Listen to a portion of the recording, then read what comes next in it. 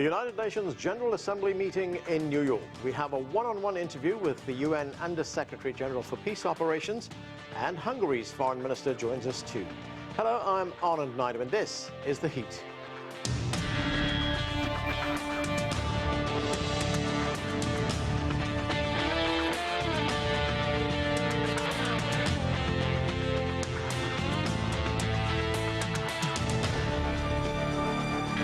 Leaders from around the world have been addressing the 76th session of the UN General Assembly in New York this week. One of those in attendance is the Hungarian Foreign Minister. He sat down with CGTN for a one-on-one interview, and we will bring that to you later in the program. But we begin with the role of UN peacekeeping forces, including Chinese personnel, and the challenges they're facing across the globe. I talked earlier with Jean-Pierre Lacroix, who is the UN's Under-Secretary General for Peace Operations. Jean-Pierre Lacroix, thanks so much for joining us. Good to be with you. The world is going through enormous changes right now. We see it all the time. And of course, this makes your job more critical, more important. How would you assess the overall state of UN peacekeeping operations right now? Well, I think that UN peacekeeping is facing a number of very important challenges, but that doesn't make it irrelevant. That makes it even more relevant. The challenges that we're facing is that the situations in which peacekeeping is involved are becoming more tense and more difficult to address. Most of the situations in which our peacekeeping operations are currently operating are more challenging than they were just a couple of years ago. And if you add to that COVID-19, which we had to overcome, and we're not completely out of the wood regarding COVID-19, it is really a challenging time for us. But at the same time, we are playing a more useful role than ever to some extent, because the protective role that peacekeeping is playing regarding protection of civilians, the prevention role that our operations are also playing in terms of making it possible to prevent escalation in so many situations. These are missions that are crucial, and to a certain extent they're more crucial than ever in a world that is more tense and more affected by conflictuality. What about the unique challenges posed by COVID-19? How much has the pandemic impacted peacekeeping operations?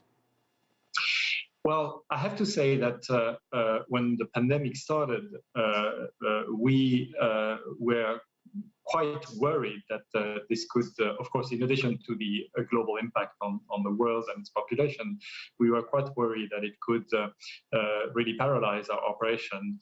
But I think that the reaction that we had to this, and the measures that we took in terms of preventing the pandemic from just stalling or paralyzing our operation, and also preventing our operation from being potentially a vector for the virus in the communities. I think all these measures have been quite effective, and they have enabled us to continue our operation. And I really want to pay tribute to our colleagues in the field.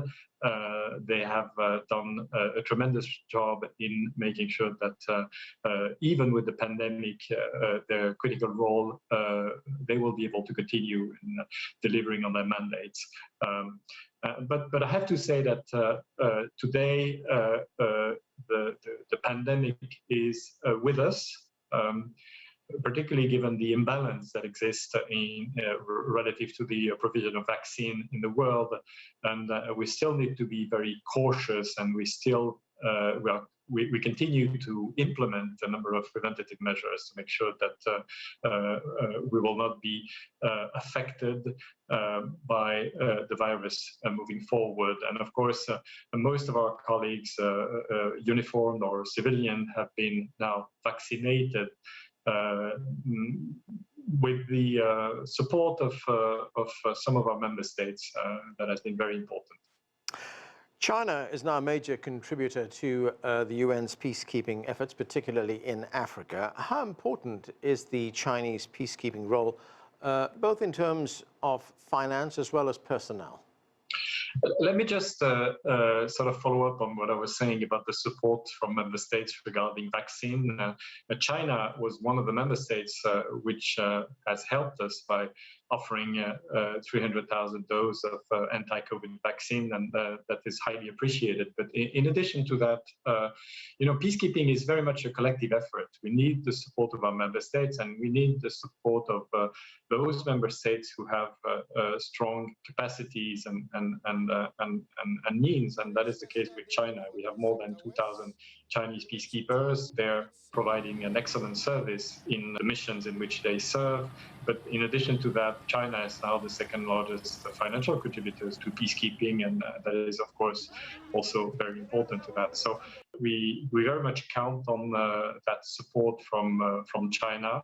I have to say that we've also benefited from voluntary contribution from China, which are critical to helping us implement some of the key projects that we have with the objective of improving the impact and effectiveness of peacekeeping.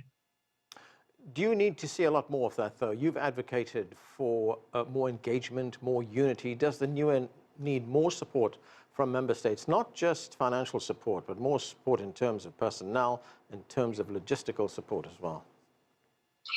Yes, we do need more support from member states. And I hope that the next meeting on peacekeeping, the high-level meeting on peacekeeping, which will be held at the end of the year, organized by the Republic of Korea, will be that opportunity where member states will not only reaffirm their support to peacekeeping, but also will pledge to provide us a number of contribution and assets that we need. And we have shared with our member states a list of contribution that peacekeeping would need. And it's a quite diverse and long list of potential contribution that range from specific capacities to contribution in terms of training, or even supporting other true contributing countries via triangular partnership. But I would add to this that peacekeeping operations also need more political engagement from our member states, and I would have to say also more unity from our member states, because we are playing a political role. I mean, peacekeeping operations in the end have a political objectives, but they have to be supported by a stronger engagement from our member states on these political efforts. I want to move now to climate change. Of course, that poses its own set of challenges for the world, but there's also the risk of conflict, things like climate refugees, border conflicts, and we're hearing about the possibility of water wars. Is there a role for UN peacekeeping? Should the UN system be prepared for that eventuality if it should occur? Well, climate change definitely has an impact on conflict, and it is certainly directly or indirectly one of the important drivers of conflict. You have a scarcity of resources like water or land. You obviously have a source of tension, and we're seeing this in many situations in which peacekeeping is active, particularly in Africa, where most of these situations we see conflict between herders and farmers, and they're really conflict about natural resources.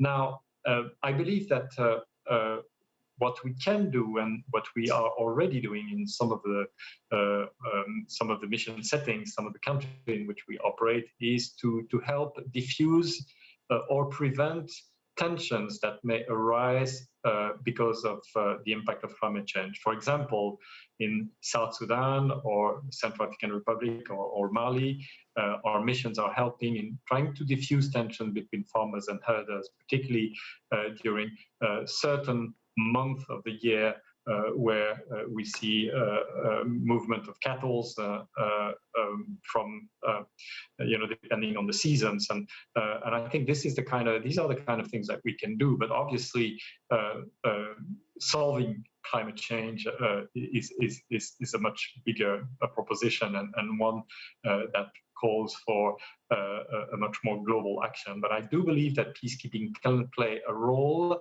in terms of mitigating the impact of climate change on conflict.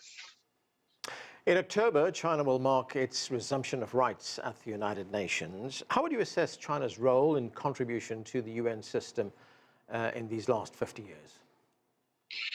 I believe that we need to have, as I said, the support of our member states, and particularly those member states with the strong capacities and strong influence.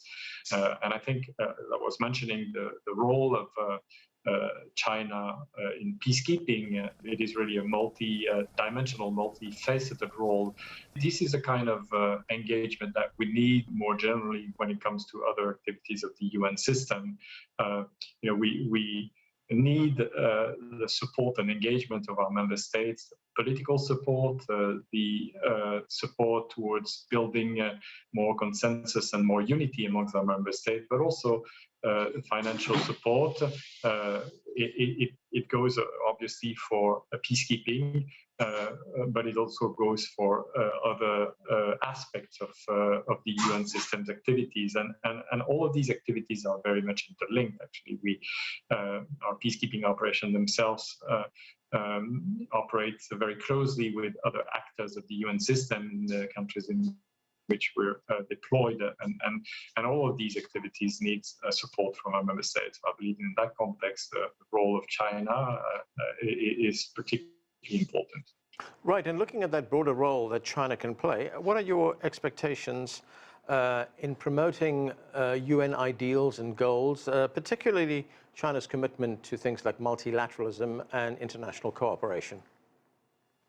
Well, I believe that we are currently in a world that needs more multilateral cooperation, more common engagement.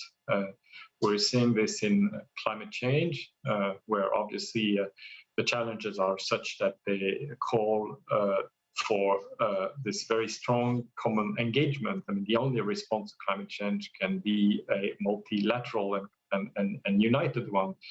And I think that goes as well for the other challenges. Look at the humanitarian situation that many countries are facing today, Afghanistan, but also many countries in Africa in which our peacekeeping missions are deployed. And these are global challenges, and they need. And I would also mention, of course, the pandemic and the fight against COVID-19. So this is a time where we really need the world as a whole need this kind of multilateral engagement and spirit. And of course, we count on our member states. We count on influential member states and powerful member states like China to strongly contribute to these objectives. You mentioned Afghanistan. This is, of course, a country that's emerging from 20 years of war and facing significant challenges. There were some calls recently, and there was an idea floated out that if there's any kind of violence in the country, especially after the United States had pulled out, that there could be a role for United Nations peacekeeping there. Do you see a role possibly? Well, I believe that for a peacekeeping operation to be a realistic option for a given situation, there has to be a few conditions, and one of them would be the agreement of the parties that are in control. I mean, the host parties or the host government, and the other thing would be some sort of political agreement calling for a role for the UN, particularly a role for UN peacekeeping. So I think these are important conditions. Of course, in addition to that, as you very well know, it's for the Security Council to decide. But then again, I mean, there has to be some minimal condition. I think it's also important to recall what the UN Secretary General has said about Afghanistan, which is that there has been in the past massive engagement of means, including of security means in Afghanistan, with results that have not led to preventing conflict, preventing a war in that country. So I think one has to be also, in addition to the political and the practical sort of conditions which I believe are needed for any peacekeeping engagement, one has to be realistic about what the UN could do along these lines today in Afghanistan. Jean-Pierre Lacroix, thanks so much for joining us. Thank you very much. My pleasure. We turn now to our interview with the Hungarian Foreign Minister, Peter Szijjarto, and some of the major issues that concern his country, including its relationship with China. He sat down with my colleague, Nathan King, in New York earlier this week. Foreign Minister Peter Szijjarto, thanks so much for joining us and welcome back to CGTN. Thank you. This UN General Assembly is going to be a complicated one. Someone said it's about COVID, climate and the question about a new Cold War. Where do Hungary's priorities lie within all this? Well, obviously, we do feel that the countries of the world are still dealing with the challenges of the pandemic. The data are again worse and worse. The trend is not very positive. So it is with a good reason that the countries are preparing for the fourth wave and try to protect their own people and their own economies. Hopefully we can avoid strong restrictions. Hopefully we can convince more and more people to get the vaccine. And hopefully COVID will give us a chance, and when I say us, I mean the world, to cooperate between East and West in order to avoid the Cold War, which you have put into your question. We Central Europeans are extremely interested in a respect-based cooperation between the East and the West. Yeah, Hungary seems to be sort of right in the middle of that. Obviously welcoming, the only European country, the first to do so, Chinese vaccines and the idea of producing it on Hungarian soil. But when you look at it between Washington and Beijing and elsewhere, vaccine diplomacy isn't really multilateral yet, is it? What's going on? Well, unfortunately, the vaccine issue is being politicized and ideologized, unfortunately, which should not be the case, because saving lives is not a matter of ideology. That's why we have always approached the issue of the vaccines in a pragmatic way instead of on a political approach. We do believe that the vaccines should be considered in a fair and professional manner. In Hungary, we do not only use the Western vaccines, but we have been using both the Russian Sputnik and the Chinese Sinopharm. We have good experience with both of them. The approval of using these two vaccines have been given by our national experts following a very thorough, long procedure. At the end of which our experts have given their consent to use these vaccines. Let's move on to relations between Budapest and Beijing. Very solid footing. Where would you characterize the relations right now and the cooperation that we're seeing between the two nations? Well, I think it's a very successful cooperation between China and Hungary, which is based on mutual respect and the mutual benefits. We have taken a lot of profit out of the cooperation with the People's Republic of China, be it investments. Last year, Chinese investors were #1 in the country, investing hundreds of millions of euros, creating valuable jobs and performing the highest possible levels, the highest possible standards of technology. On the other hand, we were very happy with the vaccine cooperation. The fact that we were the first European country and the only one so far to buy Sinopharm vaccine and to apply it helped us to carry out the quickest vaccination campaign at the beginning in Europe, which has helped us to save lives of people. We had 200 casualties on a daily basis, and to save economic loss, we had 30 million euros of loss on a daily basis also on the economy. So Sinopharm vaccines have helped a lot in order to boost or to accelerate the vaccination campaign. We are very grateful. for this cooperation. And then there are some infrastructural projects. Also, the railway line between the Serbian and the Hungarian capitals, Belgrade and Budapest, is now being upgraded, which will offer the quickest delivery route from the Greek ports to the western part of Europe on railway for the Chinese goods also. So this cooperation is multifaceted. This cooperation is based on mutual respect, and we are very satisfied with that. Yes, your Prime Minister Viktor Orban has the sort of look east policy. Beijing very much also with the Eastern European grouping and Central European grouping. There's a meeting of minds there, but there has been criticism of some Chinese projects in Hungary. You mentioned the railway, but there's the university and others. How does that balance and affect the relationships? Look, the opposition has always a different position than the government. We have to be aware of that. And now, as we are turning to the election campaign for next April, the opposition is uniting itself. So it has not been the case yet. 6 opposition parties from the far right to the far east, from the far left, sorry, are uniting against the government, and there's a competition between them who can say wilder things on the cooperation with China. That's why they try to say sometimes very worrying and annoying things on the Fudan University's school to be established in Budapest, the same on the Budapest-Belgrade railway line. So, opposition has always have to attack the government, and since we are in a good cooperation with China, it's obvious that our good cooperation with China is being attacked by the opposition. But the current opposition leader, when he was in government, he was very happy with China cooperating with Hungary. Opposition the same everywhere around the world. I can guess. But you haven't just had pushback, obviously, from the opposition. There has been also some question marks about your policy towards China within the European Union. As you know, the European Union have sanctioned some Chinese and also Hong Kong officials.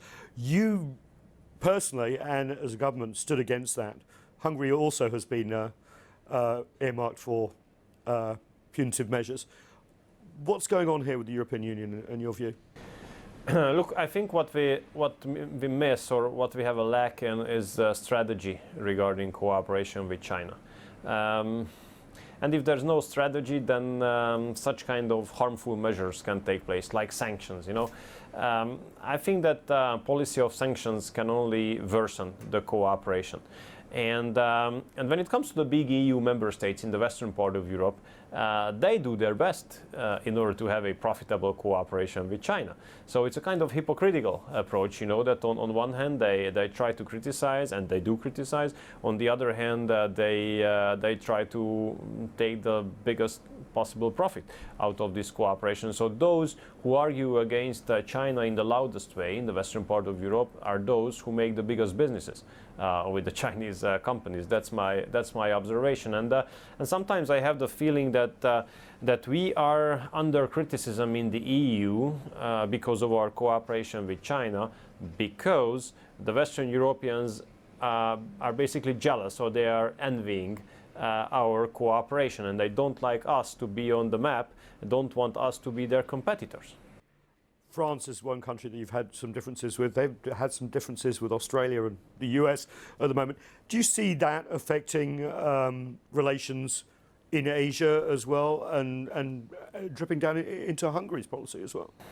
Look, I see that France is pretty disappointed with this agreement between Australia, UK and US. There's a kind of difference in approach between the US and France when it comes to the so-called strategic autonomy of the European Union. So the French were always, let's say, less enthusiastic about the defense type of cooperation and the American dominance in this regard. So this might be considered as another chapter of the same book. But we can't interfere into that. Obviously, last night all the foreign ministers of the European Union have expressed their solidarity with France in this regard. But I think it has to be managed between themselves. I mean, we can't interfere into those issues from the outside. More generally, though, the situation is becoming more unstable when it comes to Western powers' view of China. How does Hungary, as a middling power, fit into that? We are a Central European country, which is not only a geographic but a historic term also. We in Central Europe have a very clear understanding of our history, and we have learned our lessons. And those lessons teach us that that whenever there was conflict between East and West, we Central Europeans are always lost. And we don't want to be losers anymore. So the reason why we are interested in a more civilized cooperation between East and West is not because we would be spies of any of these two, but because of our own national security interest.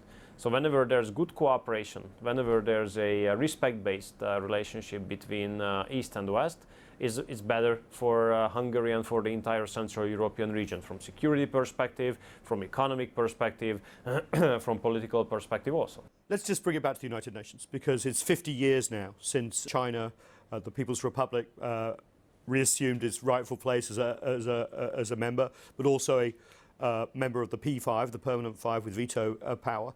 I know you're not old enough, but if you cast back your mind over the last 50 years, how do you think Beijing being in part of the driving seat of the UN has changed the institution? Look, the fact is that, and everybody has to respect that China is playing more and more important role in multilateralism. And the strength of the People's Republic of China is increasing. If I look back 20 years, not 50 but 20 to 2000, and then I see that the share of China when it comes to global GDP was 4%, and now it's 18, equal to the European Union. When I have a look at the share of China in trade, now it outnumbers the United States. So it's obvious that China is becoming a stronger and stronger power, economically, defense-wise, and politically also. And I'm happy that China uses this kind of bigger strength, at least partly, in multilateral organizations, because I think multilateralism is extremely important, and the UN is extremely important, because UN ensures such a platform which is not ensured by any other organizations, where everybody is being represented. And here such issues can also be discussed which would not be discussed on any other sites, especially on bilateral level. I hate to put you on the spot, last question, but it sounds like you might be against Washington's policy of this sort of new ad hoc diplomacy, where you create groups that are more like-minded. I'm thinking of the Quad, for example, which is going to have its first leaders in-person meeting this week, and also, of course, this AUKUS, which we've just been talking about. Is that dangerous? Look, we are a small country, so our approach might be a little bit different than the superpowers, and we understand that the foreign policy strategy of the superpowers is different from the perspective of dimension, outreach, impact than countries like us. So we rather want to play on our field and not on the field of the super heavyweight ones. Look, I think that we have to respect all foreign policy strategies. The most important thing is that the communication between the biggest and strongest countries of the world should be maintained. Because if there's no communication between them, then we can end up in Cold War, as you just started this interview, and we Hungarians had enough of it. So we have a 40 years of experience of dictatorship, of Cold War, of isolation, and this is not something that we want to return. So Cold War should be prevented and avoided. With that very clear warning on a possible new Cold War, thank you so much. Thank you. Minister Peter Szijjarto. I appreciate it. Thank you very much. Thanks again. And we need to leave it there. I'm Anand Naidoo. Thanks for joining us on another edition of The Heat.